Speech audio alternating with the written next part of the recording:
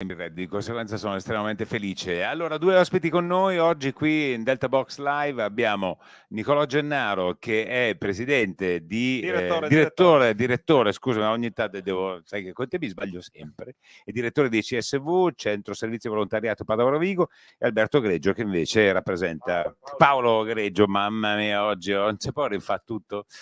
Paolo Greggio rappresenta Auser di Tavi di Po. Nicolò, come stai? Bene, bene. Sei stato in vacanza? No, ho preso sole questa mattina col montaggio dei gazebo, mi vedi anche abbronzato.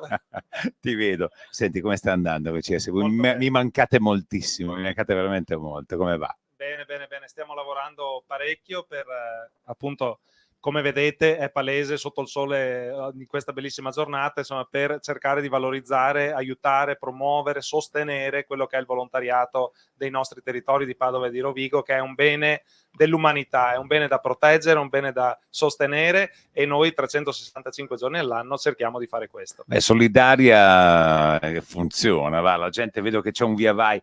Voglio credere che non sia solamente perché è domenica, appunto, basta, la domenica sai, si esce di casa, ma anche perché c'è un certo interesse. Insomma, ci sono in piazza 45 associazioni. Ogni associazione è composta da consigli direttivi, soci, volontari, quindi è un mondo che si muove e che per una volta, appunto, durante Solidaria si rende visibile. Invisibile è il titolo che abbiamo dato quest'anno a Solidaria, perché appunto il volontariato tante volte rischia di essere nella sua azione quotidiana poco visibile agli occhi, e non ci rendiamo conto di quanto importante sia invece il suo contributo. E in questa giornata, durante tutto l'evento di Solidaria, che dura più di 10 giorni, abbiamo deciso proprio invece di metterlo sul palco, il volontariato, e renderlo per un periodo di tempo visibile e contaminante rispetto alla comunità e alla cittadinanza. Diciamo, la parola Covid, la parola periodo nero, mettiamola da parte, facciamo che sia stata effettivamente così. Ma com'è andata il prima e il dopo con il volontariato? È stato un cambiamento di marcia più o meno? Avete notato qualche differenza? Assolutamente sì, naturalmente. Immaginatevi che cosa vuol dire per un'associazione che è basata sulla relazione, ok, su incontri, su laboratori, sul fare insieme.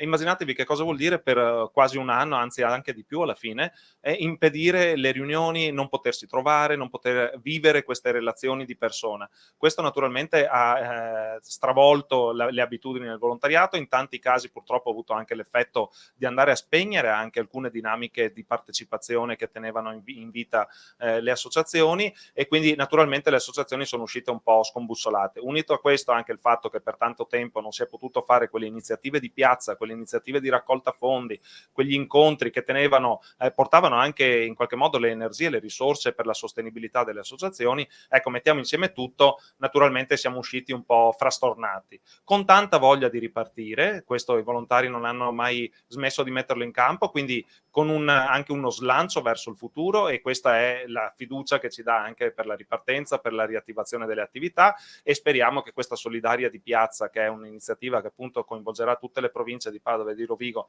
i comuni limitrofi, anche le aree interne, eccetera, serva proprio a simboleggiare questo: una ripartenza, un riappropriarsi degli spazi, un riappropriarsi delle occasioni di incontro, di socializzazione, dello stare insieme per prenderci cura dei nostri beni comuni. Nicolò, vi ho pensato qualche giorno fa, quando mi sono letto un bell'articolo in cui si parlava dei comuni, le fusioni dei comuni, perché è comune negli ultimi tempi che ci siano dei comuni che decidono di fondersi e che decidono di mettere le forze insieme e di unirle. Secondo te il futuro delle associazioni sarà un po' questo, unire un po' le forze, invece di avere 150 milioni di associazioni e pochi associati, farne di un po' più grandi? È una lettura molto interessante, e la risposta penso proprio che sia sì. Nel senso che mettere in condivisione le risorse, le competenze, le relazioni è la chiave attraverso la quale possiamo, mettendo ognuno un pezzo, costruire qualcosa di molto più grande di quello che potremmo fare come singoli individui o singole associazioni. Le tante difficoltà che sta attraversando il volontariato si possono risolvere attraverso la condivisione e la collaborazione, e se vogliamo proprio Solidaria anche come occasione casca a fagiolo, perché è proprio quello spazio che noi come Centro Servizio Volontariato cerchiamo di dedicare a questo lavoro, a lavorare insieme, a lavorare in rete. Ce lo diciamo da tanti tanti anni, però poi sulla pratica è difficile portarlo avanti come obiettivo, perché poi ci sono le simpatie, le antipatie, Certo, la certo. difficoltà del mettere insieme le cose, eccetera. E quindi Solidaria da questo punto di vista è anche un acceleratore di questi processi, ai quali cerchiamo di accompagnare appunto le associazioni per vedere quanto è arricchente, quanto è bello fare le cose in più persone, in più associazioni, e aiutarsi insieme a superare anche i momenti di difficoltà. Paolo Greggio, col cognome come Ezio. Paolo, benvenuto Paolo. Paolo che rappresenta, vediamo se il microfono funziona il microfono suo, prova a vedere. Ok, vediamo, andiamo adesso lo sistema molto meglio, perché noi siamo in diretta, quindi non ci facciamo mancare nulla. Prova adesso. No, vediamo, passiamo questo microfono e facciamo prima. Allora, Paolo Greggio che rappresenta Hauser di Taglio di Po. Sì. Com'è la situazione? Allora, facciamo una cosa. Tu rappresenti Taglio di Po, ma credo che sia un po' la problematica un po' ovunque. Qual è la situazione anziani in Basso Polesine, diciamola così? Guardi, io le descrivo la mia esperienza perché ho fatto 2 anni col Covid in Caritas e poi sono entrato nell'AOS che mi hanno chiesto disponibilità e Avvicinare il collaborazione. microfono. E, diciamo, ho iniziato questa mia esperienza perché Sì. avevo un po' di tempo libero da dedicare e mi sentivo forse di impegnarmi per qualcosa per chi ha bisogno. Io ho iniziato questa esperienza, diciamo, alla fine del Covid. Infatti c'era questa situazione un po' lenta e anche poco attiva. E poi man mano che è finita la questione del Covid abbiamo visto un grosso intervento, un grosso movimento, diciamo, di servizi che abbiamo fatto, che la gente ci ha richiesto. E infatti le persone che hanno... Noi come attività principale, per esempio, abbiamo il trasporto sociale, accompagniamo le persone che in un particolare momento della loro vita si trovano in una debolezza tale che hanno bisogno di alcuni servizi. Il servizio maggiore che noi facciamo è il trasporto sociale, trasporto che faceva già da prima, però abbiamo visto un incremento notevole di persone bisognose che le stiamo portando, diciamo, per le varie cure e le varie terapie. E quindi mi sono trovato con questo crescendo di difficoltà e di complessità delle cose da gestire, anche in relazione al numero di persone, di volontari che io avevo.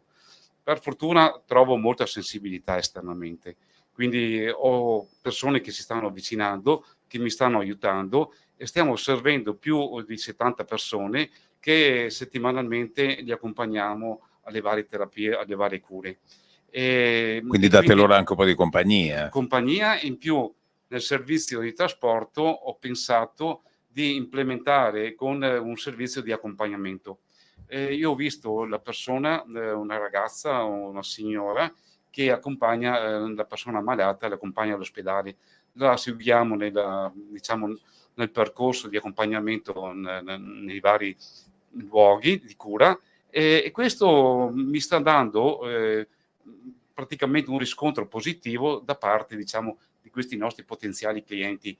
Quindi vedo la loro disponibilità, il loro entusiasmo e vedo che mi fanno un passaparola anche abbastanza importante.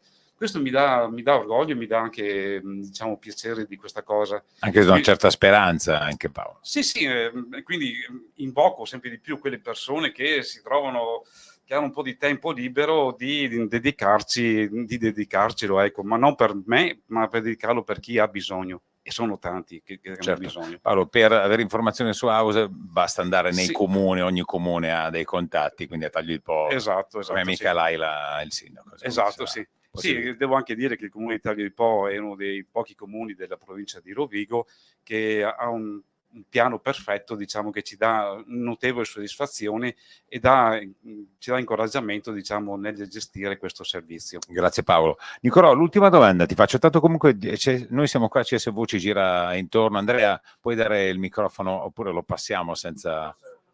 funziona. E a Nicolò, appunto, Gennaro, che è vediamo se lo indovina. Bravissimo. Direttore di CSV Padova e Rovigo. Stavolta si può che intervisti un sacco di gente delle volte.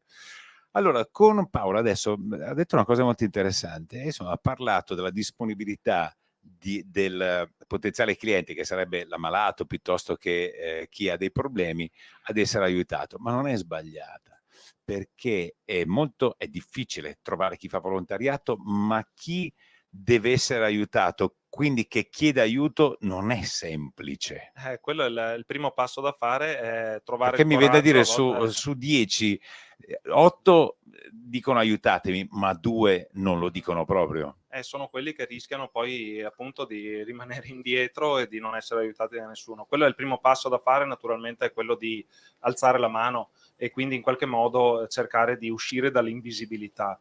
Le associazioni hanno comunque la capacità, poi attraverso le tantissime reti relazionali nel territorio, in qualche modo di riuscire ad arrivare anche a quelle persone.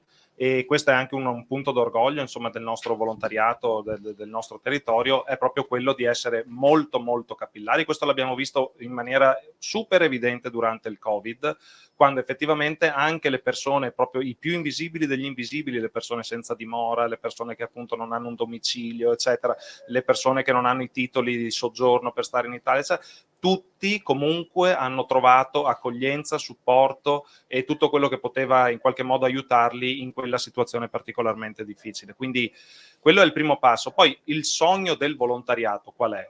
Non è solo che le persone in qualche modo non sentano stigma e pregiudizio nell'alzare la mano e nel chiedere aiuto, ma il sogno del volontariato è che quelle persone, un po' alla volta, poi riacquisiscano il loro ruolo sociale, riacquisiscano le competenze che hanno perso Non nel abbiano più tempo, bisogno di alzare la che non mano, abbiano dici te. più bisogno di alzare la mano e addirittura che possano diventare a loro volta volontari e volontarie delle associazioni. E quindi nell'ottica della generatività, una volta si chiede aiuto, ma poi si può restituire, si può dare, si può essere un attivatore di solidarietà. E questo è appunto ciò che il volontariato persegue, perché noi non vorremmo fare il nostro lavoro. Se lo facciamo è perché vediamo dei bisogni e cerchiamo di intervenire sui bisogni, ma quei bisogni vogliamo risolverli e vogliamo sparire. Il volontariato vorrebbe veramente sparire, perché vorrebbe dire che siamo nella società ideale, nella società che tutti noi sogniamo, una società senza ingiustizie, senza nessuno lasciato indietro, con un ambiente sano, con un territorio vivibile. Ecco, il volontariato lavora per quello e quindi cerchiamo di far uscire dall'invisibilità per rendere tutti protagonisti.